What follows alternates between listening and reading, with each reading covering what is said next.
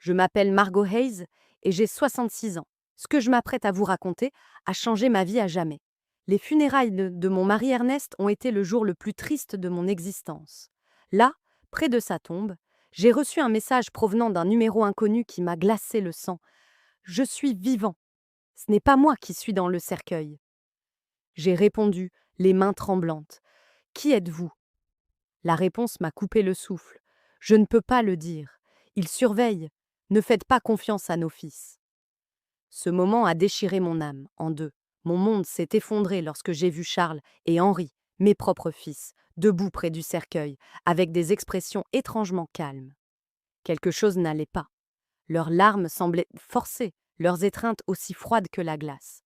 Pendant 42 ans, Ernest avait été mon partenaire, mon refuge, ma raison de vivre. Je l'avais rencontré à l'âge de 24 ans dans la petite ville d'Ashford, dans le Kent. Nous avions grandi dans les mêmes rues tranquilles, partageant des rêves modestes. Je nettoyais des maisons pour subvenir aux besoins de ma mère malade, tandis qu'Ernest réparait des vélos dans un petit magasin dont il avait hérité de son père. Nous étions pauvres, mais nous étions heureux.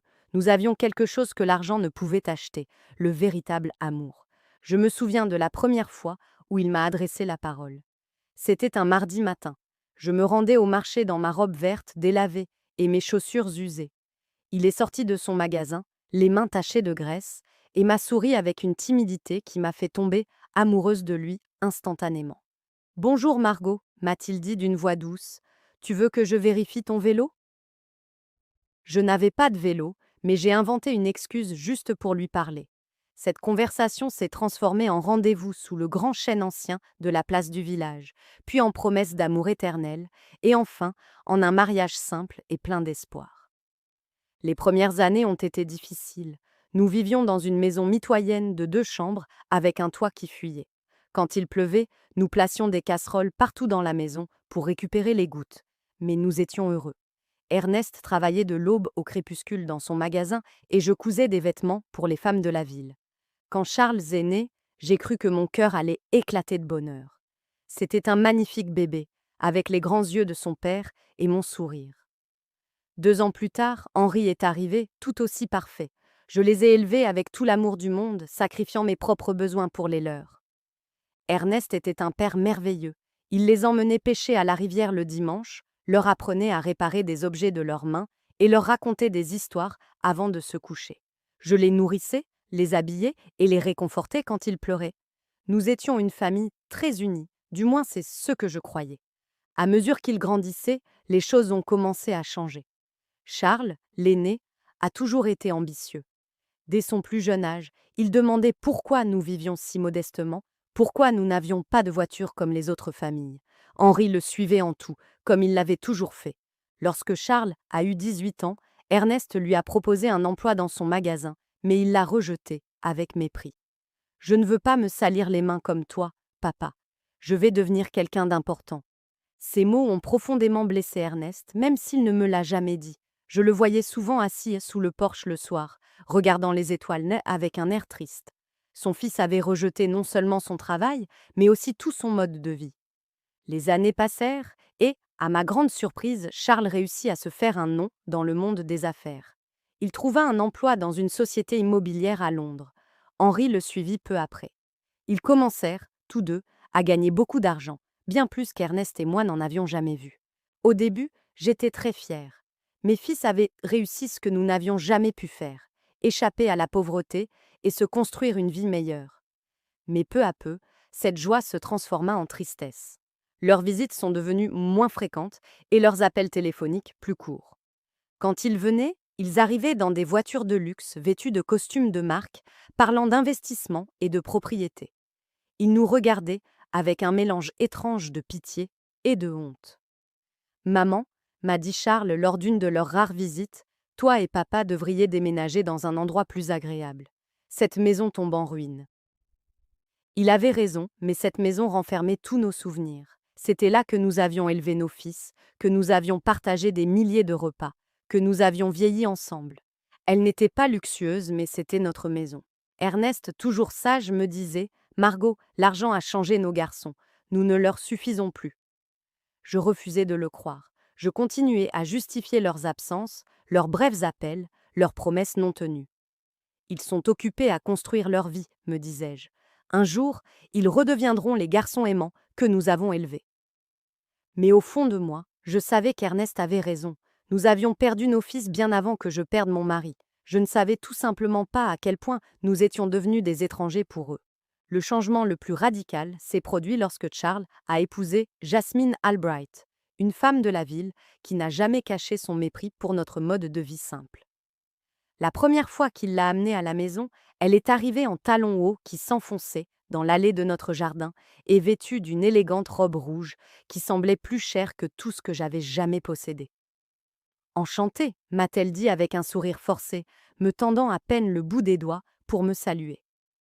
Son regard a balayé notre humble maison avec une expression que je ne pouvais déchiffrer, mais qui m'a fait me sentir toute petite. Pendant le dîner, Jasmine a à peine touché à la nourriture que j'avais préparée avec tant d'amour. Elle a remué le hachis parmentier dans son assiette et coupé de minuscules morceaux de poulet rôti, mais elle n'a presque rien mangé. La prochaine fois, nous les emmènerons au restaurant, a chuchoté Charles à Jasmine, pensant que je ne pouvais pas l'entendre, mais je l'ai entendu. Chaque mot m'a transpercé le cœur comme un couteau. Henry, quant à lui, est resté célibataire, mais a adopté la même attitude distante que son frère. Ses visites se limitaient aux occasions spéciales, et même dans ces cas-là, il semblait toujours pressé de partir. Il était constamment au téléphone, concluant des affaires, même pendant nos conversations. « Maman, je dois y aller, disait-il toujours avant l'heure. J'ai une réunion importante tôt demain matin. Les dimanches en famille devinrent un lointain souvenir. Les Noëls devinrent tout froids et formels. Mes fils apportaient des cadeaux coûteux dont nous n'avions pas besoin. Ils restaient 2 ou 3 heures, puis repartaient avec un soulagement évident. Ernest et moi avons vieilli seuls, nous réconfortant l'un l'autre. Il a continué à travailler dans son atelier, même si ses mains n'avaient plus la même force. J'ai continué à coudre, mais mes yeux n'étaient plus les mêmes. Nous nous contentions de nos modestes revenus, fiers de ne rien demander à nos fils qui avaient qu'on ait réussi. « Sais-tu ce qui est le plus triste, Margot ?» m'a dit Ernest un soir, alors que nous buvions le thé sous le porche. « Ce n'est pas qu'ils ont de l'argent, c'est que l'argent leur a fait croire que nous ne sommes plus importants. » Il avait raison, comme toujours. Mes fils n'avaient pas seulement changé financièrement, ils avaient changé dans leur cœur. Nous n'étions plus leurs parents bien-aimés. Nous étions un rappel gênant d'un passé qu'ils voulaient oublier. Les choses ont empiré lorsque Charles a acheté une maison de 500 000 livres sterling dans un quartier huppé du Surrey.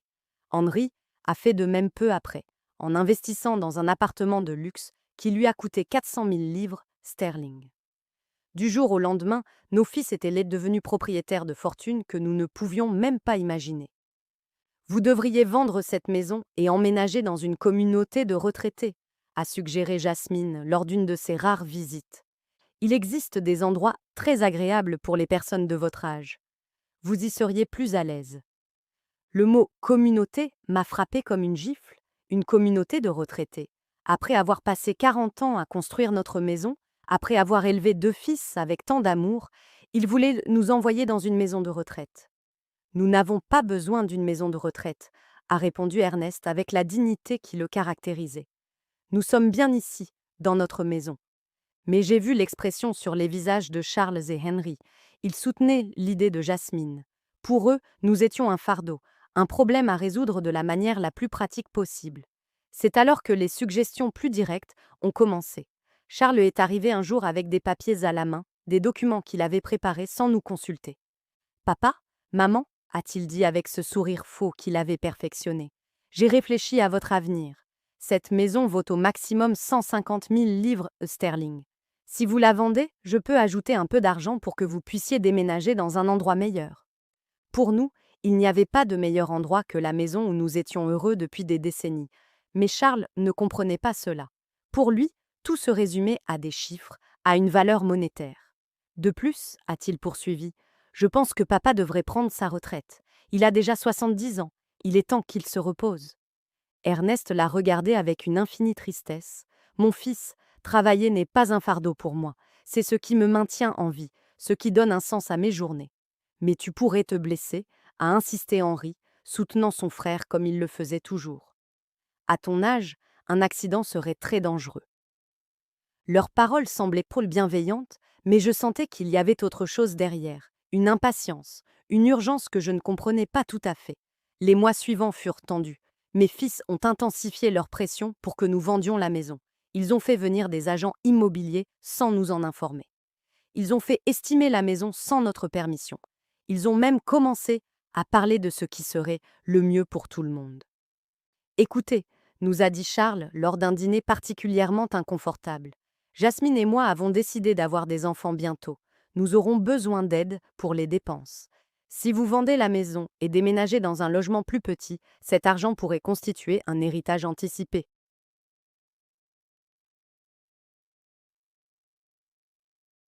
Un héritage anticipé?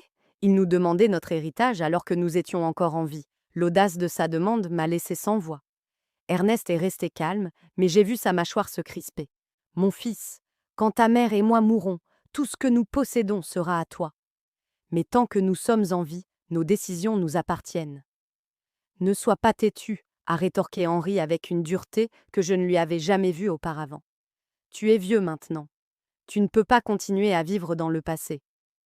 Cette nuit-là, après leur départ, Ernest et moi sommes restés éveillés à discuter jusqu'à l'aube. Pour la première fois depuis notre mariage, nous avons discuté de la possibilité que nos fils ne soient pas les personnes que nous pensions avoir élevées. Quelque chose ne va pas, Margot, m'a dit mon mari avec un regard inquiet que je n'avais jamais vu auparavant. Ce n'est pas seulement de l'ambition ou de l'impatience, il y a quelque chose de plus sombre derrière toute cette pression. Je n'avais aucune idée à quel point ces paroles sacrent justes. Je ne pouvais pas imaginer que mes propres fils préparaient quelque chose qui allait changer nos vies à jamais. Je ne savais pas que la tragédie qui allait se produire n'était pas un accident du destin, mais un complot soigneusement orchestré par les deux personnes en qui j'avais le plus confiance au monde. La dernière conversation normale que j'ai eue avec Charles remonte à 3 semaines avant la mort d'Ernest.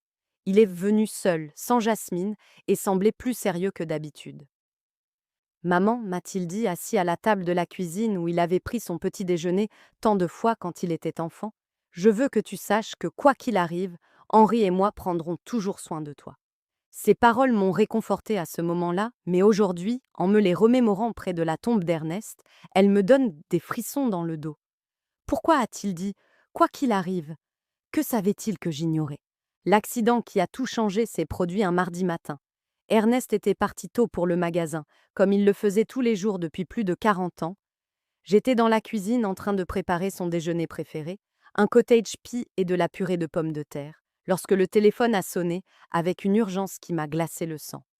Madame Hayes demanda une voix que je ne connaissais pas. Je vous appelle de l'hôpital St. Mary's. Votre mari a eu un grave accident. Vous devez venir immédiatement. Les mots se brouillèrent dans mon esprit comme de l'encre dans l'eau. Le monde s'arrêta. Mes jambes se mirent à trembler et je dus m'agripper au cadre de la porte pour ne pas tomber. Que s'est-il passé? Est-il en vie? Va-t-il bien? Il est en soins intensifs. Venez dès que possible, madame. Le trajet jusqu'à l'hôpital fut un cauchemar flou. Ma voisine, Doris, dut me conduire car je tremblais tellement que je ne pouvais même pas tenir les clés. Pendant tout le trajet, mon esprit refusait d'accepter ce qui venait de se passer. Ernest était prudent, méticuleux dans son travail. Comment cela avait-il pu arriver? Quand nous sommes arrivés à l'hôpital, Charles et Henri étaient déjà là. Cela m'a surprise, car personne ne les avait encore prévenus, du moins pas moi. Mais dans mon désespoir, je n'ai pas prêté attention à ce détail. « Maman » a dit Charles, en me serrant dans ses bras avec une force qui semblait sincère. « Papa est dans un état grave. Les médecins disent qu'une des machines de l'atelier a explosé. Il a des brûlures graves et un traumatisme crânien. » Les yeux d'Henri étaient nez rouges, mais quelque chose dans son expression me semblait étrange. Il semblait plus nerveux que triste, comme quelqu'un qui attendait une nouvelle importante plutôt que quelqu'un qui souffrait pour son père. « Pouvons-nous le voir » ai-je demandé, désespérée. Seule la famille proche, une personne à la fois, et pendant 5 minutes maximum, a expliqué l'infirmière. Lorsque je suis entrée dans la salle de soins intensifs, mon cœur s'est serré. Ernest était relié à une douzaine de machines et son visage et ses bras étaient presque entièrement recouverts de bandages. Je l'ai à peine reconnu. Sa respiration était laborieuse, artificielle, maintenue par des machines qui émettaient donc des bips constants. Je me suis approchée de son lit et j'ai pris sa main, la seule partie de son corps qui semblait intacte. Ernest, mon amour, je suis là. Tout va bien se passer. Tu vas te rétablir comme tu l'as toujours fait. Pendant un instant, j'ai senti une légère pression dans ma main.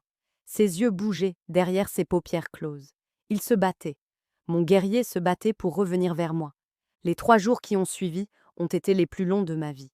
J'ai pratiquement vécu à l'hôpital, dormant sur les chaises inconfortables de la salle d'attente. Charles et Henri se relayaient pour m'accompagner, mais ils semblaient toujours plus intéressés par les discussions avec les médecins que par le réconfort de leur père. J'ai entendu des bribes de conversation que je ne comprenais pas tout à fait à ce moment-là. Henry posait des questions sur l'assurance maladie, sur le coût du traitement. Charles était au téléphone et parlait d'assurance vie et de bénéficiaires. Maman, m'a dit Charles le 2e jour, nous avons examiné l'assurance de papa. Il a une assurance vie de 40 000 livres sterling. Il y a aussi une assurance accident du travail qui pourrait couvrir jusqu'à 60 000 livres sterling supplémentaires. Pourquoi me parlait-il d'argent alors qu'Ernest luttait encore pour sa vie? Pourquoi s'inquiétait-il de l'assurance plutôt que du rétablissement de son père? Je me fiche de l'argent, ai-je répondu sèchement. Je veux juste que ton père aille mieux. Bien sûr, maman, a-t-il répondu, mais j'ai vu dans ses yeux quelque chose qui m'a déplu. Une froideur, un calculateur en marche alors que son père était en train de mourir. Le 3e jour, les médecins nous ont annoncé la nouvelle la plus dévastatrice de ma vie. Le docteur Patterson, un homme âgé à l'expression compatissante, nous a réunis dans un petit bureau. Madame Hayes, a-t-il commencé doucement. L'état de votre mari est critique. Les brûlures se sont infectées et le traumatisme crânien est plus grave que nous le pensions initialement.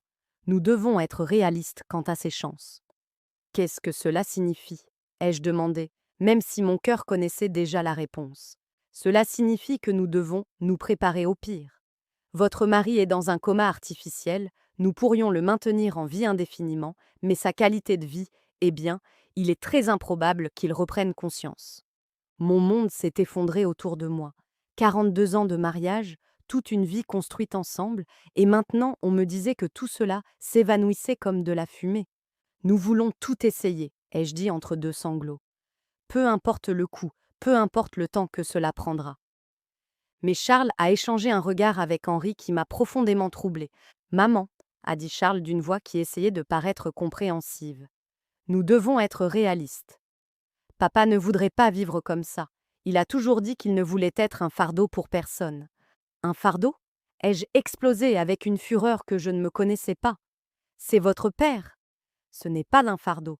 C'est l'homme qui vous a élevé, qui a travaillé toute sa vie pour vous donner le meilleur de lui-même. Nous le savons, maman, a renchéri Henri, mais nous devons aussi penser à toi. Les frais médicaux vont être énormes. Ils pourraient engloutir toutes tes économies. Encore une fois, l'argent, toujours l'argent. Mon mari était en train de mourir et eux calculaient les coûts. Cette nuit-là, seule dans la chambre d'hôpital, j'ai pris la main d'Ernest et je lui ai parlé comme s'il pouvait m'entendre. Mon amour, je ne sais pas quoi faire. Les médecins disent en Malek qu'il n'y a plus d'espoir, mais je ne peux pas te laisser partir. Je ne peux pas imaginer ma vie sans toi. C'est alors qu'il s'est passé quelque chose qui me donne encore la chair de poule. Ses doigts ont bougé légèrement, serrant les miens avec une force presque imperceptible. Ses lèvres ont bougé comme s'il essayait de dire quelque chose, mais aucun son n'est sorti. J'ai appelé les infirmières, désespérée. Il réagit. Il essaie de parler. Mais le temps qu'elles arrivent, Ernest était revenu à son état précédent. L'infirmière a vérifié les moniteurs et a secoué la tête. Il arrive parfois qu'il y ait des spasmes musculaires involontaires, madame. Cela ne signifie pas qu'il est conscient. Mais je savais ce que j'avais ressenti. Ernest avait essayé de communiquer avec moi. Il s'était battu pour me dire quelque chose d'important. 2 jours plus tard, tôt le vendredi matin, l'alarme de la machine s'est déclenchée. Les lumières ont clignoté. Les infirmières se sont précipitées dans la chambre d'Ernest. Je somnolais dans le couloir lorsque le bruit m'a réveillée. Non, non, non, non, ai-je crié en courant vers la chambre. Les médecins ont tenté de le réanimer pendant 40 minutes, mais en vain. À 4h37 du matin, Ernest a été officiellement déclaré mort. La douleur que j'ai ressentie à ce moment-là était physique, comme si mon cœur avait été arraché de ma poitrine. Je me suis effondrée près de son lit, serrant son corps encore chaud dans mes bras, refusant d'accepter qu'il soit parti pour toujours. Charles et Henry sont arrivés à l'hôpital 1 heure après le décès de leur père. Ils semblaient préparés, comme s'ils s'attendaient à cet appel. Ils avaient apporté des papiers, des documents et les numéros de téléphone des pompes funèbres. Nous avons déjà parlé aux pompes funèbres Ashford, m'a dit Charles, alors que je pleurais encore inconsolablement. Ils peuvent venir chercher le corps ce matin. Nous avons également contacté l'assurance, a ajouté Henry. La procédure de réclamation est déjà en cours. Comment pouvait-il être aussi efficace, aussi organisé, aussi froid 1 heure seulement après avoir perdu leur père? Quelque chose n'allait pas. Mais mon chagrin était si intense que je ne pouvais pas réfléchir clairement. Les funérailles étaient annulées prévues pour le lundi suivant. Charles s'occupa de tous les préparatifs sans vraiment me consulter. Il choisit le cercueil le plus simple, le service le plus court, comme s'il voulait en finir le plus vite possible. C'est ce que papa aurait voulu, dit-il, lorsque je me plaignis de ne pas avoir été consulté pour les décisions. Quelque chose de simple, sans chichi. Mais Ernest méritait mieux que cette précipitation indécente pour l'enterrer et l'oublier. Le jour des funérailles est arrivé, nuageux et froid, comme si le ciel lui-même pleurait Ernest. J'ai mis ma seule robe noire, celle que j'avais portée pour les funérailles de ma mère il y a des années. Mes mains tremblaient tellement que Doris a dû m'aider à boutonner les petits boutons dans le dos. « Sois forte, Margot », m'a chuchoté ma chère amie en me peignant soigneusement les cheveux. Ernest aurait voulu te voir forte. Mais je ne me sentais pas forte, je me sentais vide, comme une coquille sans âme. 42 ans de mariage ne peuvent pas être enterrés si facilement. Chaque objet dans la maison me rappelait son souvenir. Sa tasse à thé sur la table, ses outils sous le porche, son oreiller qui gardait encore son parfum. Lorsque nous sommes arrivés au cimetière, j'ai été surprise de voir qu'il y avait si peu de monde. Je m'attendais à voir davantage de collègues d'Ernest, davantage de voisins, davantage de connaissances, mais il n'y avait que Charles, Henri, Jasmine, Doris, moi et le vicaire. Pour un homme qui avait vécu 70 ans dans la même ville, qui avait aidé tant de gens, les funérailles semblaient étrangement vides. « Où sont les gars du magasin ?»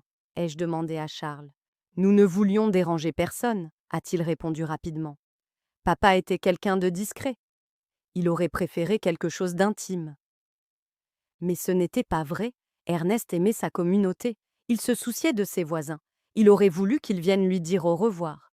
Pourquoi Charles avait-il décidé de tout garder si secret, de tout précipiter? Pendant la cérémonie, j'ai observé mes fils avec un étrange détachement émotionnel. Charles avait une expression solennelle, appropriée à la circonstance, mais ses yeux se posaient constamment sur sa montre. Henri semblait agité, comme s'il avait des choses plus importantes à faire. Jasmine vérifiait discrètement son téléphone derrière son voile noir. C'était ainsi qu'ils faisaient leurs adieux à leur père, avec impatience et distraction. Le vicaire a parlé de la vie éternelle, du repos bien mérité, des retrouvailles avec Dieu. Ces paroles sonnaient au creux dans mon cœur brisé. Je ne voulais pas qu'Ernest repose en paix. Je voulais qu'il rentre à la maison avec moi, que nous continuions à vieillir ensemble, que nous continuions à boire le thé sur la terrasse tous les soirs. Quand vint le moment de jeter de la terre sur le cercueil, mes jambes refusèrent de me porter. Doris dut me soutenir tandis que je sanglotais de manière incontrôlable. Le bruit de la terre frappant le bois était définitif, concluant, désespéré. C'est à ce moment précis, debout près de la tombe de mon mari, que mon téléphone vibra. Un SMS provenant d'un numéro inconnu. « Je suis vivant. Ce n'est pas moi dans le cercueil. » Mon cœur s'est arrêté. Les lettres dansaient devant mes yeux comme si j'avais des hallucinations. Étais-je en train de perdre la tête à cause du chagrin? Les mains tremblantes, j'ai répondu « Qui êtes-vous » La réponse est venue immédiatement. Je ne peux pas le dire. Ils surveillent. Ne faites pas confiance à nos fils. Le téléphone m'a échappé des mains comme s'il était brûlant. Doris s'est baissée pour le ramasser, mais je l'ai arrêté brusquement. Je ne pouvais laisser personne d'autre voir ces messages. Pas avant d'avoir compris ce qui se passait. « Ça va, maman » demanda Charles en s'approchant, l'air inquiet. Je le fixai, essayant de trouver un indice sur son visage. Ses yeux semblaient sincères, mais désormais, chacun de ses gestes, chacun de ses mots, chacune de ses expressions me semblait suspect. « Ça va », mentis-je en rangeant le téléphone dans mon sac à main. « Je dois juste rentrer à la maison. » Sur le chemin du retour, je n'arrivais pas à me sortir ces messages de la tête. Était-il possible que quelqu'un me fasse une blague cruelle au pire moment de ma vie? Ou était-il vraiment possible qu'Ernest soit vivant? Mais s'il était vivant, qui avions-nous enterré? Et s'il n'était pas vivant, qui connaissait suffisamment de détails sur notre vie pour écrire quelque chose d'aussi précis sur nos fils? Cette nuit-là, seule dans ma maison, qui me semblait désormais être un tombeau, j'ai repassé dans ma tête chaque détail des derniers jours. L'accident d'Ernest avait été étrange dès le début. Selon Charles, une machine avait explosé dans l'atelier, mais Ernest connaissait chaque vis et chaque fil électrique de cet endroit. Il était méticuleux en matière d'entretien et obsédé par la sécurité. De plus, comment mes fils avaient-ils pu se rendre à l'hôpital aussi rapidement si personne ne les avait prévenus? C'est l'hôpital qui m'avait appelé en premier. J'étais la personne à contacter en cas d'urgence. Comment avaient-ils pu être informés de l'accident avant moi? Et puis, il y avait l'argent. Dès le premier jour, Charles et Henri avaient collé parler des polices d'assurance et des bénéficiaires comme s'ils avaient attendu ce moment, s'y étaient les préparés. J'ai décidé de vérifier les papiers d'Ernest. Dans son vieux bureau en bois, il conservait tous ses documents importants dans une boîte en métal. Police d'assurance, acte de propriété de la maison, documents de l'atelier, tout y était. J'ai trouvé la police d'assurance vie de 40 000 livres sterling dont Charles avait parlé. Mais il y avait quelque chose dont je ne me souvenais pas. La police avait été mise à jour 6 mois plus tôt, augmentant la couverture de 5 000 livres à 40 000 livres. Pourquoi Ernest avait-il augmenté son assurance vie? Il ne m'avait jamais parlé de ce changement. Et surtout, qui lui avait suggéré de le faire? J'ai continué à chercher et j'ai trouvé quelque chose d'encore plus troublant. Une assurance accident du travail dont je ne savais rien, souscrite 2 mois seulement avant sa mort. 60 000 livres sterling en cas de décès accidentel au travail. 100 000 livres sterling au total. Une fortune pour une famille comme la nôtre, mais aussi une fortune suffisamment alléchante pour quelqu'un sans scrupules. Mon téléphone vibra à nouveau. Un autre message provenant du même numéro inconnu. Vérifiez le compte bancaire. Voyez qui a transféré de l'argent. Cette fois, je n'hésitais pas. Cette personne, quelle qu'elle soit, en savait trop pour être un farceur. Elle était au courant de l'assurance. Elle savait pour mes fils. Elle connaissait des détails que seule une personne très proche de nous pouvait connaître. Le lendemain, je me suis rendue à la banque où Ernest et moi avions notre compte depuis 30 ans. Madame Thompson, la directrice qui nous connaissait depuis toujours, m'a accueillie en me présentant ses sincères condoléances. Margot, je suis vraiment désolée pour Ernest. C'était un homme bien. Merci, Madame Thompson. Je suis venue vérifier nos comptes. J'ai besoin de comprendre notre situation financière. Elle m'a montré les relevés bancaires des 6 derniers mois. Ce que j'ai vu m'a glacé le sang. Au cours des 3 derniers mois, d'importants retraits avaient été effectués sur notre compte d'épargne. 1 millier de livres sterling en janvier, 3 000 livres sterling en février, 4 000 livres sterling en mars. De l'argent dont je ne savais pas qu'il avait été transféré. Qui a autorisé ces retraits? Ai-je demandé, la voix tremblante. Votre mari est venu en personne, m'a expliqué Madame Thompson. Il a dit qu'il avait besoin de cet argent pour des réparations dans le magasin. Mais c'est moi qui tenais les comptes du ménage. Je savais exactement combien d'argent nous avions et ce que nous dépensions. Ernest n'avait jamais mentionné de réparations coûteuses dans le magasin, et nous n'avions certainement jamais parlé de retirer des milliers de livres de nos économies. Avez-vous les signatures pour ces retraits? Ai-je demandé. Elle m'a montré les reçus. En effet, cela ressemblait à la signature d'Ernest, mais quelque chose dans l'écriture semblait bizarre. Elle était trop tremblante, trop incertaine pour son écriture habituellement ferme et claire. Madame Thompson, ai-je demandé, le cœur battant, est-il venu seul pour effectuer ses retraits ou était-il accompagné? Elle réfléchit un instant. Maintenant que vous le dites, je crois qu'il est venu 1 ou 2 fois avec l'un de vos fils. Charles, je crois. Il a dit qu'il aidait son père à remplir les papiers, car Ernest avait du mal à lire les documents sans ses lunettes.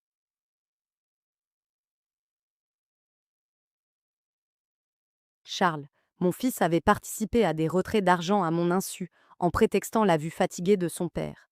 Mais Ernest voyait parfaitement bien avec ses lunettes qu'il ne quittait jamais pendant la journée. Cet après-midi-là, alors que je relisais les relevés bancaires, j'ai reçu un autre message. L'assurance était leur idée. Ils ont convaincu Ernest qu'il avait besoin d'une meilleure protection pour vous. C'était un piège.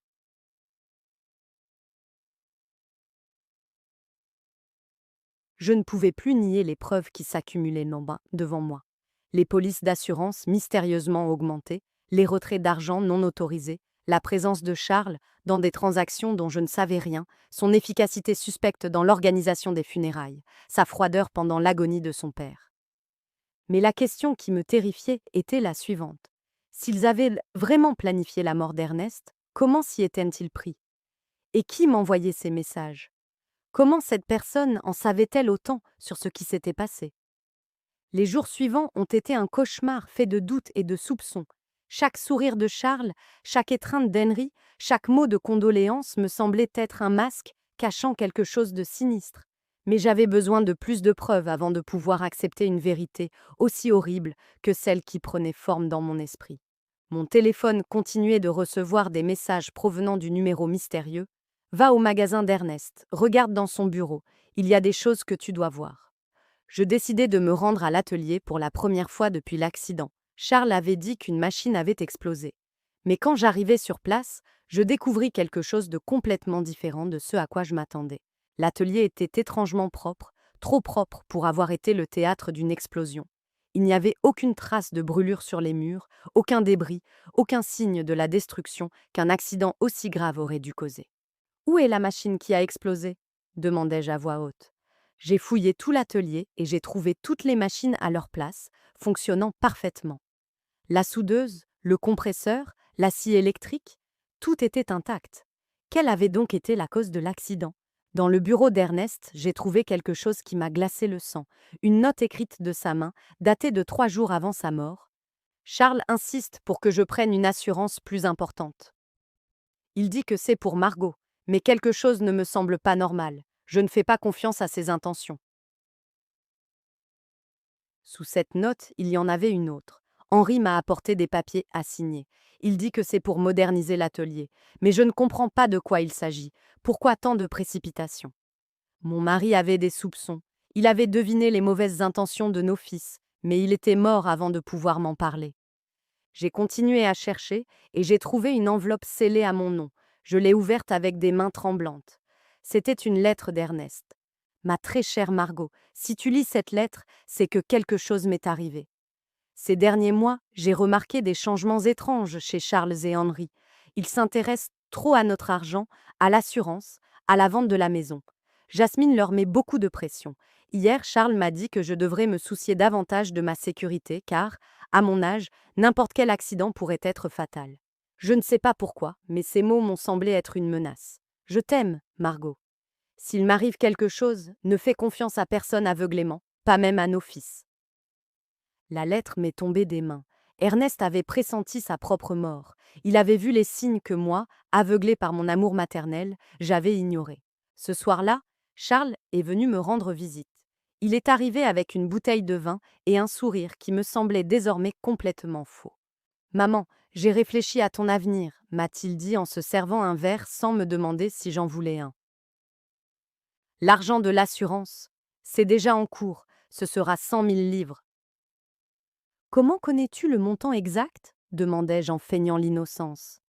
Eh bien, j'ai aidé papa à remplir les papiers de l'assurance. Il voulait s'assurer que tu aies assez d'argent pour vivre confortablement. Un mensonge. Ernest n'avait jamais voulu augmenter l'assurance. D'après sa propre note, il avait été poussé par Charles. Et que penses-tu que je devrais faire avec cet argent?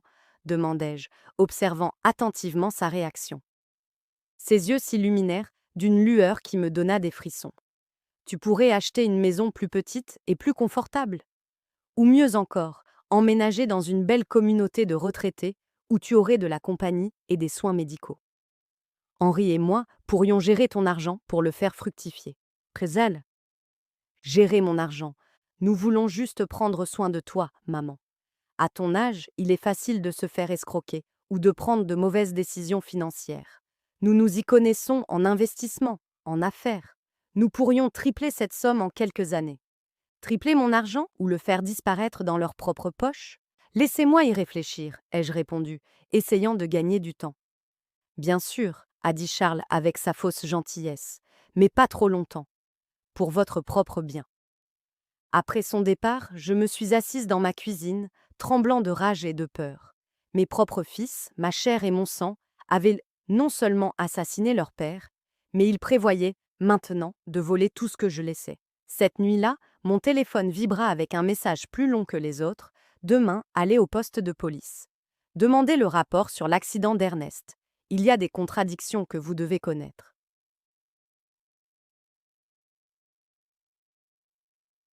Le lendemain, je me rendis au poste de police local. Le sergent O'Connell, qui connaissait Ernest depuis des années, m'accueillit aimablement. Le rapport sur l'accident de votre mari m'a-t-il demandé avec un air perplexe. Quel accident, Madame Hayes? Dans son atelier, quand la machine a explosé.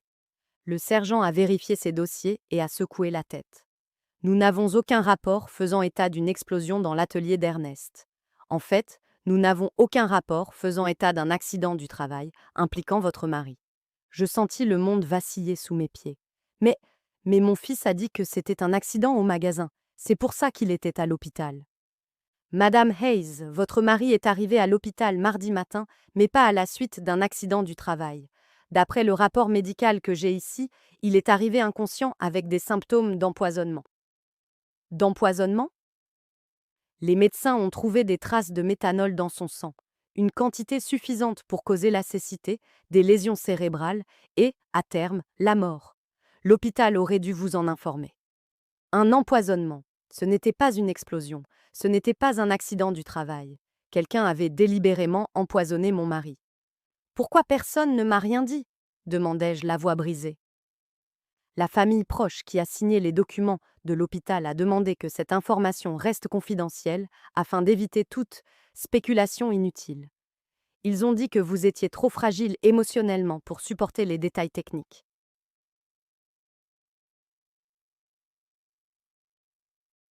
La famille proche, Charles et Henry, avaient d'Aquil caché la véritable cause de l'état d'Ernest, inventé l'histoire de l'explosion et manipulé tout le monde, y compris moi, pour dissimuler un meurtre. Madame Hayes, a poursuivi le sergent, si vous avez des soupçons sur les circonstances de la mort de votre mari, nous pouvons ouvrir une enquête officielle. J'avais plus que des soupçons. J'étais certaine que mes propres fils avaient assassiné leur père pour de l'argent. Cet après-midi-là, Henri est rentré à la maison avec un bouquet de fleurs et le même sourire factice que Charles. Comment vas-tu, maman? Tu as l'air fatiguée. Je vais bien, ai-je menti, observant chacun de ses gestes sous un angle nouveau. Je pense juste à l'avenir. C'est bien. Charles et moi avons discuté. Nous pensons que tu devrais vendre la maison rapidement, tant qu'elle est encore d'actualité sur le marché immobilier. Pourquoi se précipiter? Eh bien, les vieilles maisons perdent rapidement de leur valeur, et tu as besoin de liquidités. Les frais funéraires, les factures médicales en attente. Encore des mensonges. Les funérailles avaient endetté bon marché, presque insultantes, et il n'y avait pas de facture médicale en attente, car l'assurance hospitalière les avait couvertes. Henri, dis-je, en le regardant droit dans les yeux, tu savais que ton père n'était pas mort dans un accident du travail. Pendant une fraction de seconde, je vis la panique dans son regard, mais il se ressaisit rapidement. De quoi parles-tu, maman? Je suis allée au commissariat. Il n'y a aucune trace d'une explosion dans le magasin de ton père. Cette fois, la panique était plus évidente. Maman, tu ne devrais pas faire des choses comme ça. Ils vont te perturber. Le chagrin te ronge. Le chagrin me ronge ou tu m'as menti? Il s'est levé brusquement, renversant le thé que je lui avais servi. Je pense que tu as besoin de te reposer. Nous parlerons quand tu seras plus calme. Il partit rapidement, mais pas avant d'avoir passé un coup de fil depuis le porche. Je ne pouvais pas entendre les mots, mais le ton était urgent, inquiet. Cette nuit-là, je reçus le message le plus révélateur jusqu'à présent. Ils viennent ensemble demain. Ils vont essayer de te convaincre que tu es folle, que le chagrin te fait imaginer des choses. Ne les crois pas. Et ne prends rien de ce qu'ils t'offriront à manger ou à boire. La prédiction de ce message mystérieux s'est réalisée exactement comme prévu. Le lendemain, Charles et Henri sont arrivés ensemble chez moi, accompagnés de Jasmine. Ils affichaient une inquiétude exagérée et apportaient un sac de pâtisserie provenant de la boulangerie du quartier. « Maman, nous sommes très inquiets pour toi, » a commencé Charles d'une voix mielleuse. « Les voisins nous ont dit que tu agissais bizarrement. Doris dit que tu parles toute seule et que tu ne manges pas bien. » Doris n'avait jamais dit cela. C'était juste un mensonge de plus à ajouter à leur collection grandissante. Jasmine a apporté tes pâtisseries préférées, ajouta Henri en montrant le sac. Et nous avons préparé un café spécial de la marque que tu aimes tant. Je me souvenais des mots du message. N'accepte rien de ce qu'ils t'offrent à manger ou à boire. Était-il possible qu'ils aient l'intention de m'empoisonner, comme ils l'avaient fait avec Ernest? Merci, mais j'ai déjà pris mon petit déjeuner, ai-je répondu en gardant mes distances. Mais maman, a insisté Jasmine avec un sourire qui n'atteignait pas ses yeux, tu dois manger correctement. Tu as beaucoup maigri depuis la mort de papa Ernest. Je vais bien, ai-je répété fermement. Charles échangea un regard significatif avec Henri. C'était le même regard qu'ils avaient échangé à l'hôpital lorsque le médecin nous avait annoncé le pronostic d'Ernest. Maman, dit Charles en s'asseyant plus près de moi, nous voulons te parler d'une chose importante. Henri et moi avons consulté plusieurs médecins au sujet de ton comportement récent. Mon comportement? Oui, les questions étranges que tu poses, tes visites au commissariat, ton obsession pour des détails insignifiants concernant papa. C'est normal après une telle perte, mais cela peut être dangereux si on ne s'en occupe pas. Henry acquiesça gravement. Nous avons parlé au docteur Albright. Il dit qu'il est courant que les personnes âgées développent une paranoïa après avoir perdu leur partenaire. Surtout les femmes de ton âge. Paranoïa. Il m'accusait d'être folle pour avoir découvert leurs mensonges. Je ne suis pas paranoïaque, dis-je avec toute la fermeté dont j'étais capable. Je pose simplement les questions que j'aurais dû poser dès le début. Quelles questions? Me défia Charles. Par exemple, pourquoi il n'y a pas de rapport de police sur le prétendu accident de ton père? Pourquoi le magasin est parfaitement propre s'il y a eu une explosion? Pourquoi vous avez retiré 8000 livres de notre compte sans m'en parler? Le silence qui suivit fut assourdissant. Tous trois échangèrent des regards qui trahissaient une panique à peine dissimulée. Maman, dit finalement Henri, il y a une explication simple à tout cela. Papa a retiré cet argent pour faire des réparations en secret, afin de vous faire une surprise. Quelle surprise? Il voulait rénover la maison, mentit Charles. Il avait engagé des ouvriers pour réparer le toit et repeindre les murs. Il voulait te faire la surprise pour ton anniversaire. Si c'était vrai, où étaient les ouvriers? Où étaient les matériaux? Pourquoi personne en ville n'était au courant de cette prétendue rénovation? Et pour le rapport de police, continua Charles, tous les accidents du travail ne nécessitent pas un rapport, surtout lorsqu'ils se produisent sur une propriété privée. Encore des mensonges. Le sergent O'Connell avait été très clair. Tout accident du travail entraînant des blessures graves nécessite un rapport officiel. Maman, intervint Jasmine d'une voix douce mais condescendante, nous voulons juste prendre soin de toi. C'est pourquoi nous avons pensé qu'il serait préférable que tu déménages dans un endroit où tu bénéficieras de soins médicaux spécialisés. Une maison? Une maison de soins spécialisés, corrigea Charles, pour les personnes qui traversent un deuil compliqué. Ils ont des psychologues, des infirmières, des activités pour vous occuper. Et en attendant, ajouta Henri, nous pouvons nous occuper de vendre la maison, de gérer l'argent de l'assurance, toutes ces choses compliquées que vous ne devriez pas avoir à gérer dans votre état actuel. Voilà. Le plan était complet. Me déclarer mentalement incapable, me placer dans une maison de retraite et prendre le contrôle de tout mon argent. D'abord, ils avaient assassiné Ernest pour toucher l'argent de l'assurance et maintenant, ils voulaient aussi me voler. Et si je refuse? Leur demandai-je. Pourquoi refuserais-tu? Demanda Charles avec un sourire qui me donna des frissons. Nous voulons simplement ce qu'il y a de mieux pour toi. Parce que c'est ma maison, c'est ici que j'ai construit ma vie avec Ernest, c'est ici que je vous ai élevé. Maman, dit Henri avec un soupir exagéré, tu ne peux pas vivre éternellement dans le passé. Papa n'est plus là. Tu dois l'accepter et aller de l'avant. Je l'ai accepté, mais cela ne signifie pas que je vais abandonner ma vie et mon argent. Le masque d'inquiétude commença à se fissurer sur le visage de mes fils. Charles se leva brusquement. Très bien. Si tu ne veux pas entendre raison, nous devrons prendre des mesures plus drastiques. Qu'est-ce que cela signifie? Cela signifie que nous pouvons entamer une procédure judiciaire pour te faire déclarer mentalement incapable. Nous avons des témoins de ton comportement erratique. Nous avons des témoignages de médecins qui confirment que tu souffres de paranoïa sénile. Des médecins? Quels médecins? Je n'avais parlé à aucun médecin de mon état mental. Le docteur Albright a déjà signé un rapport préliminaire, ajouta Henry. Il dit que d'après nos descriptions de votre comportement, vous avez probablement besoin de soins spécialisés.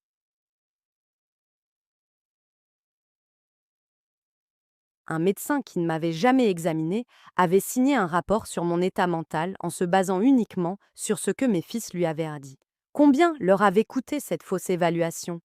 Vous pouvez donc coopérer volontairement, a poursuivi Charles, ou nous pouvons recourir à la voie légale. Mais dans tous les cas, vous obtiendrez l'aide dont vous avez besoin.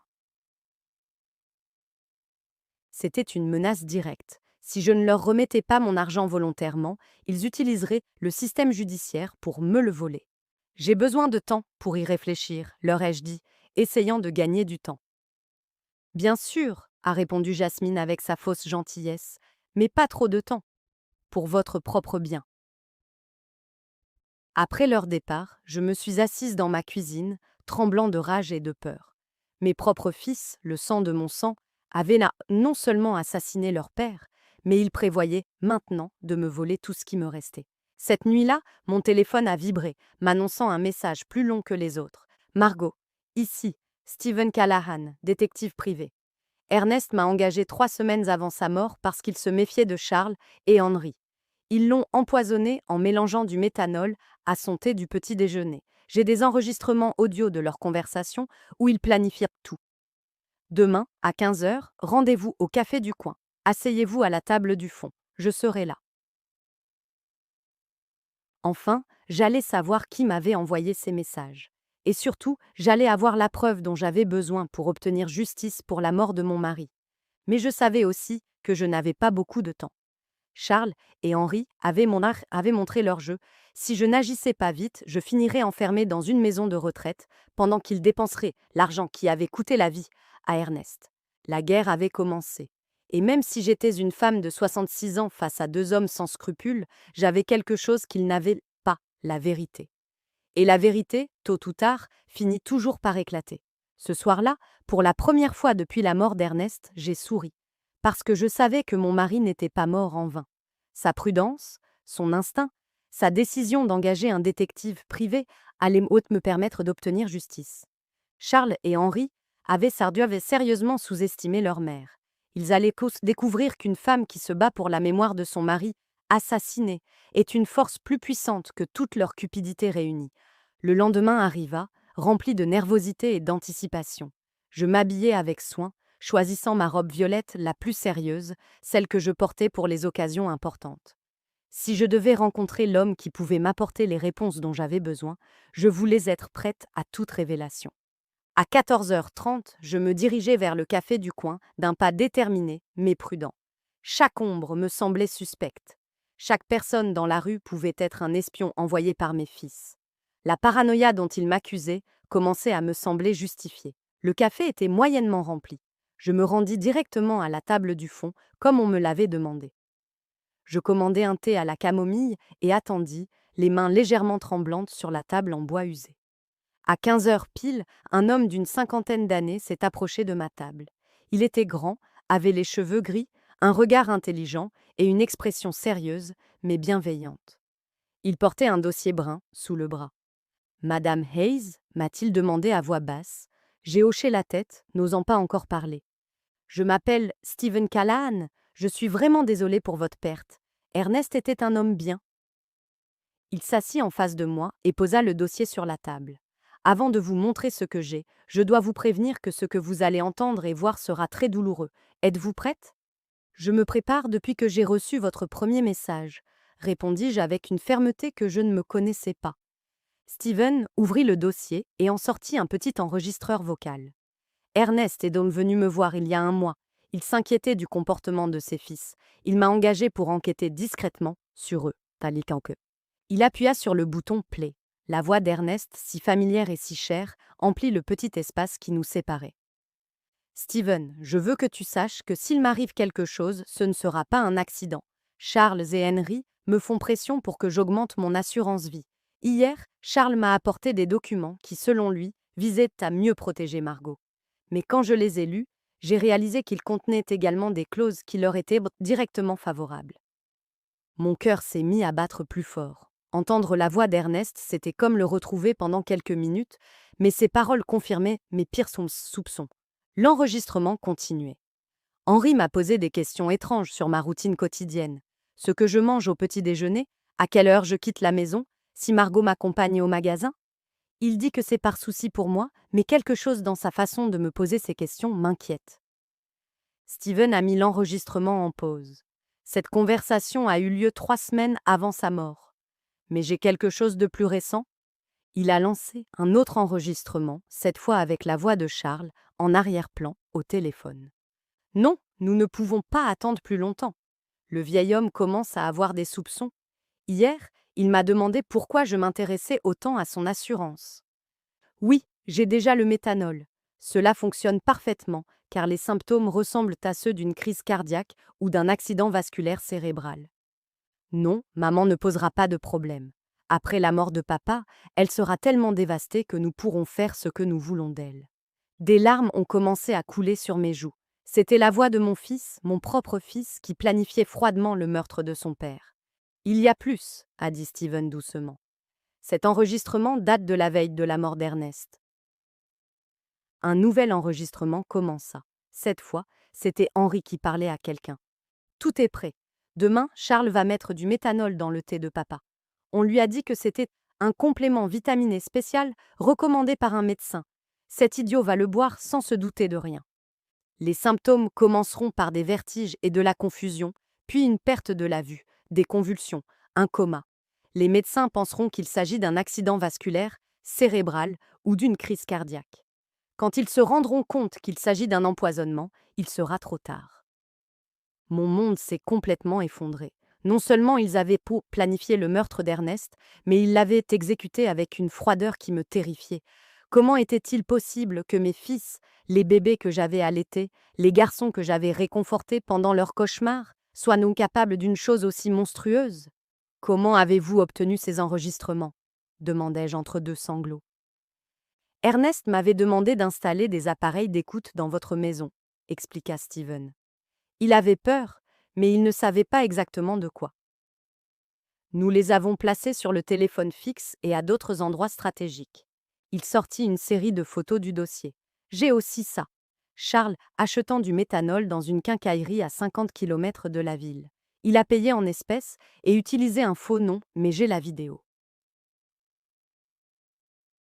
Les photos montraient clairement Charles sortant d'une quincaillerie avec une petite bouteille à la main. La date sur les photos était 5 jours avant la mort d'Ernest. Et ça, a poursuivi Steven en me montrant d'autres documents. Ce sont les relevés financiers de Charles et Henri des 6 derniers mois. Ils ont dépensé beaucoup plus d'argent que leurs revenus ne le justifiaient. Charles doit 70 000 livres sterling à un prêteur de la ville. Henri a des dettes de jeu de 40 000 livres sterling. Ils étaient désespérés. Tout commençait à prendre sens. Ce n'était pas seulement la cupidité qui avait motivé le meurtre d'Ernest, c'était le désespoir financier. Mes fils étaient les ruinés et voyaient leur père comme une source d'argent facile et rapide. Pourquoi n'êtes-vous pas allé voir la police immédiatement après la mort d'Ernest? Lui ai-je demandé. Parce que Charles et Henri sont très intelligents.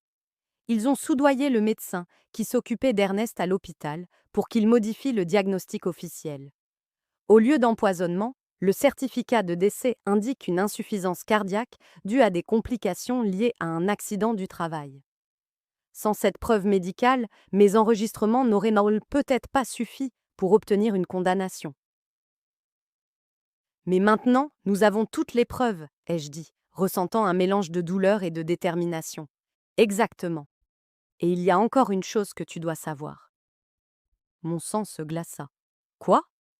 Tes fils avaient l'intention de te tuer aussi. Steven passa un dernier enregistrement, cette fois avec les voix de Charles et Henri ensemble. Une fois que nous aurons l'argent de l'assurance de papa, nous devrons aussi nous débarrasser de maman, dit Charles.